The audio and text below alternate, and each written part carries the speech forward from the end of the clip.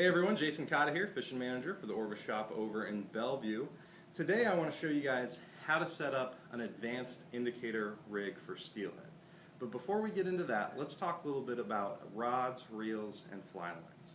So the rod I like to use when I'm indicator fishing for steelhead is a 10-foot 7-weight or 8-weight. I like going with that 10-footer because that added length gives me a little bit more reach, makes it easier to mend if I have a lot of line out, and it makes it easier to roll cast as well. As far as fly line goes, using our salmon steelhead taper, this particular line has a nice long head, nice long belly on it, which also makes it easier for mending, for roll casting, and for doing some single-handed space stuff. Other things you're going to need to set up this rig is some 40-pound test super strong AR. You're going to need a spool of 0x, 1x, and 2x fluorocarbon tippet, our Mirage.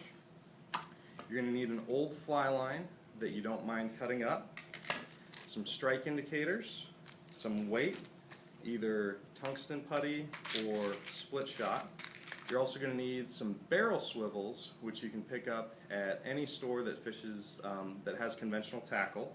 And then last but not least, obviously you want some flies, and if you're into fishing beads, you want some beads and some bead hooks. So let's get started and you see how to get this rigged up. Alright, so the first thing we want to do is create our butt section. So what I'm going to do is take about 4 feet of this 40-pound super strong AR. I'm going to cut that off there, and I've already put a perfection loop into the end of that. So I'm going to just loop this onto my fly line just like I would a standard tapered leader. The next step in this is going to be to attach my indicator to this butt section, and instead of using the standard looping it over, pulling it through, I'm actually going to put a 3-turn nail knot on either side of that indicator, and that's going to make adjusting it up and down a little bit simpler and a little bit quicker. So let's zoom in and check out how to do that. So what I'm going to do is I have that butt section that's attached to my leader. I'm going to take some old fly line, and I'm going to take a nail knot tool and just make a 3-turn nail knot. So I'm going to go around once, twice, 3 times, go back through there, and then I'm going to slide that butt section through, pull that nail knot off, make sure it's nice and tight, trim those tag ends,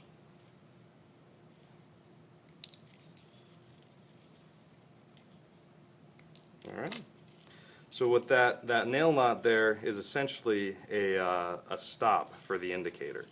So I'm going to take that indicator, just thread it on like so, and then on the other side of that I'm going to do another 3-wrap nail knot with that fly line.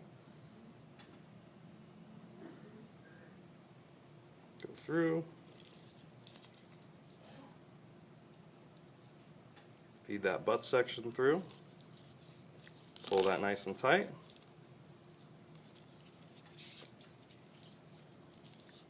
once again trim my tag ends,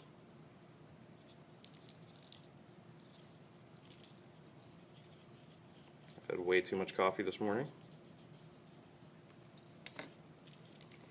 So what those nail knots do is give me a stop on either side of that indicator, and it makes it super easy to adjust up and down. I don't have to take the indicator off, put it back on. I can just change depth just by sliding that indicator up and down the butt section.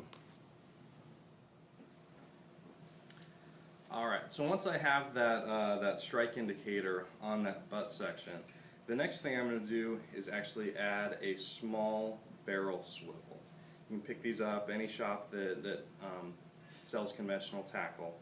And then from that barrel swivel, I'm going to do about another 4 feet or so of my 0x fluorocarbon tippet.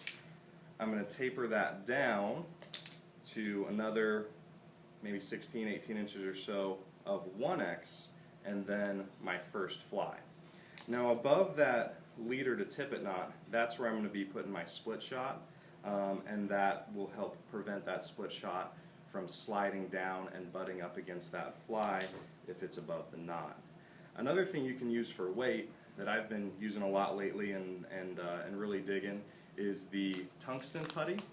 So it's kind of the, you know, a little bit denser than the consistency of Play-Doh, and it's moldable, and you just wrap it around your leader and attach it that way.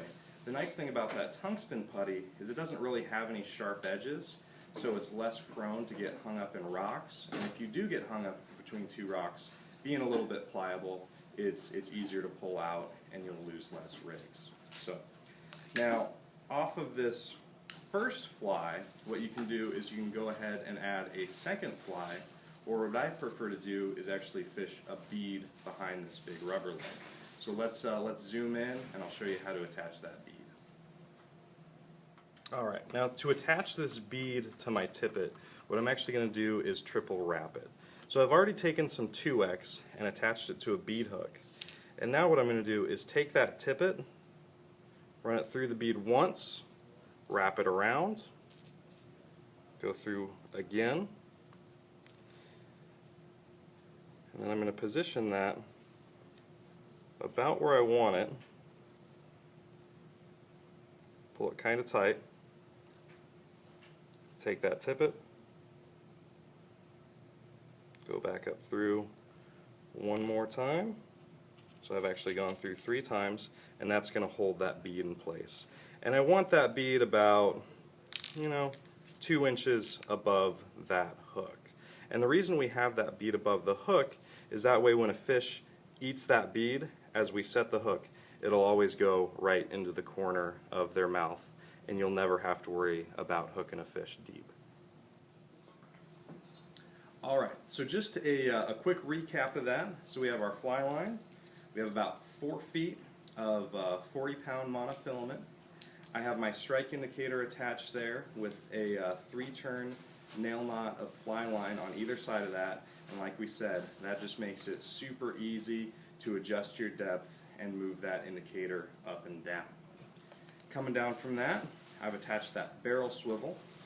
Then about another 4 feet of 0x fluorocarbon to about 16-18 inches of 1x going to my first fly. Above that leader to tippet knot, we have our split shot, our weight that's going to help us get down. And off that first fly, I have about another 24 inches or so of 2x tippet to a bead, then about another 2 inches, and then my hook. Now, the reason I've tapered this setup down from 0x to 1x to 2x is I always want my lightest tippet going to my bottom fly. That way, if that bead gets hung up on a rock or maybe a tree, when you break off, you're only breaking one thing off and you're not going to have to retie your whole rig. So, that's the advanced indicator rig for Steelhead. If you have any questions on it, come on in or give us a buzz, but I hope it helps you out and makes you more successful. But we'll see you all in the shop. See you on the water.